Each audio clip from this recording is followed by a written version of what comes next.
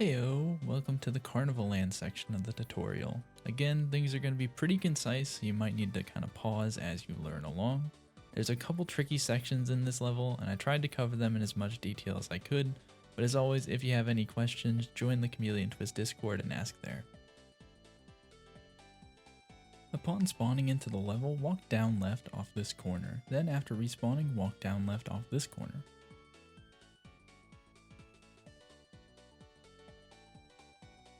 Just run left through this section. Once you reach the arrow platform, death warp to reset the carpets.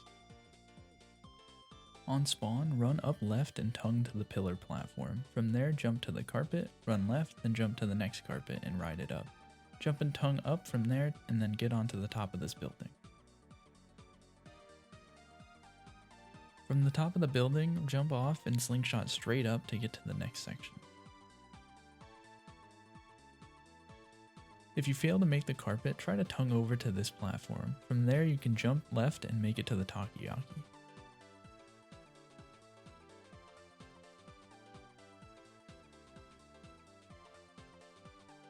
If you have an even bigger fail, you can do something like this. Make it to the bottom pillar platform and then ride the carpet up a bit. From there you can do this death warp up to the takoyaki. To make this death warp, you want to be up against the wall, and then you need to be higher than the bottom of the floating platform. Here's what to do if you end up at the takoyaki section. Connect your tongue to the cardboard cutout, retract a bit, then release, dropping below it. Then your next tongue should reach the wall, drop and death warp. The height is super lenient here. The best way to do this section is doing what's called swag stairs. Do a small jump up left onto the ledge, then jump down left to the platform. Repeat this rhythm until jumping from the ledge to the teacup. This is tricky to get down at first, so I'll cover some easier strats.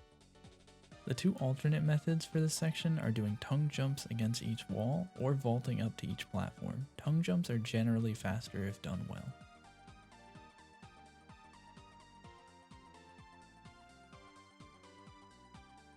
From the teacup, jump and try to slingshot upright. I do one full extension, one tiny extensions, then one extension to try to hit the backboard. It also works if you tongue the side and jump up. This next Ferris wheel section is quite tricky, so I'll try to go over a few methods. For every method I'll go over, slightly before the mouse turns downwards, move right and then jump out of the cart onto the roof. Here's the method I recommend trying to start with. Jump from around the edge of the roof, then tongue along the building. Retract almost all the way on your tongue, then let go, doing one half extension into one full extension to the right, hitting the side of the cart. Now jump into the cart. Run and jump out of the cart to the right, and extend your tongue at the pole and immediately rotate up. Release at about 2 o'clock. Let yourself drop a little bit, then parasol and tongue, trying to hit the side of the next basket. Repeat the exact same method to get to the next basket. For the last one, do the same rotation and release, but then parasol and extend your tongue, beginning down right, then curving up to hit this wall. Retract and release to do a big slingshot skip. Once flying, I generally extend my tongue down right 3 or 4 times, then down until you see the section transition. Once that transition happens, let yourself fall and get onto the platform.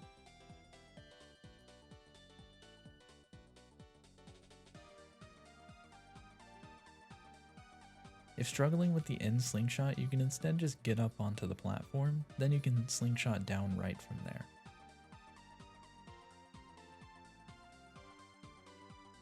Even if that messes up, you can just fall below the platform and you'll death warp up to the top of it. The optimal method for the Ferris wheel is almost the same as the previous method, but after rotating, you almost immediately tongue and parasol to try to make it directly into the next cart.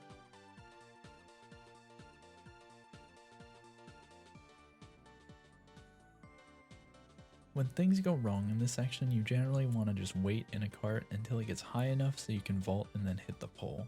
You'll have to kind of improvise these backups based on your situation.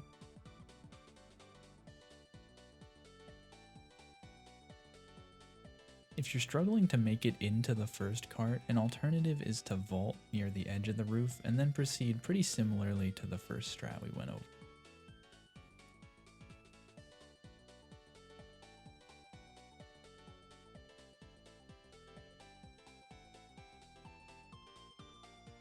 Run down the slide and jump at the bottom to help dodge the fries. Then jump down left near the corner, full extend your tongue once, then extend it again, curving it down to hit the platform. Retract and carry your momentum past the pillar to death warp. You can also just jump onto the top of the pillar and then run off the side to death warp. Run near the edge until you're about aligned with the first set of steps, then jump and tongue to the raised platform. Jump from there onto the track. When you reach the part of the track that straightens out, jump and tongue to the brick platform. There's a small skip here that you can try. Run up against the top of the fence, then run up a little bit higher.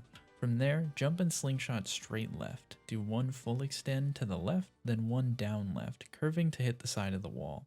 Then jump up to death warp.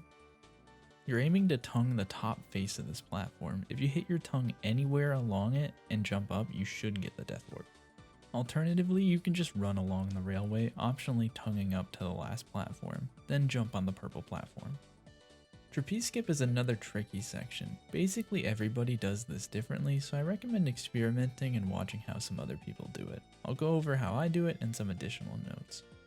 Stand at the bottom left corner, holding the R button and left on the stick. Once raised to the top platform, release R to run left. Once you reach this line, jump, parasol, then extend the tongue down for a moment, then curve it up left to hit the trapeze. Release almost immediately after you start moving and carry your momentum down to warp.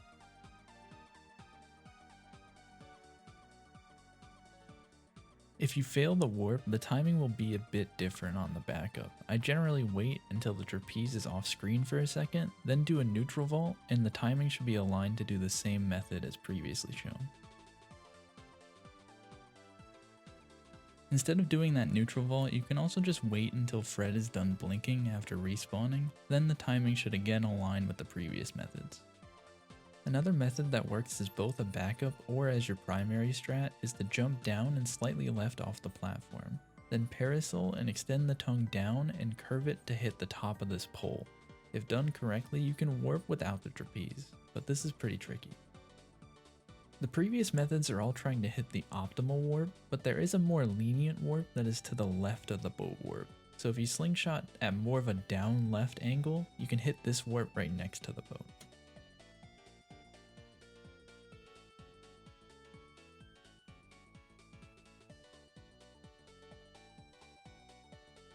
Extend your tongue to the right and twist up. Do the same after landing, then use your parasol and tongue to extend the momentum to get onto the wooden platform. Here, jump, parasol, and tongue to the wooden beam, then retract. Shortly after, jump, parasol, and tongue onto the castle. Simply run and jump to the right through this section. Jumping constantly makes it easier to traverse these spinning tops. Vault to the right, and then jump pretty late into the vault to get onto this platform.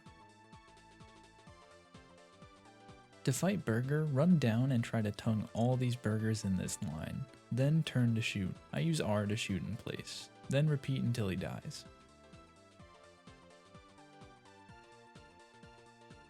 When Burger is about to attack, you'll see him start to spin. When this happens, do your best to try to jump and shoot over the toppings, or just gather your burgers and wait until he's done attacking.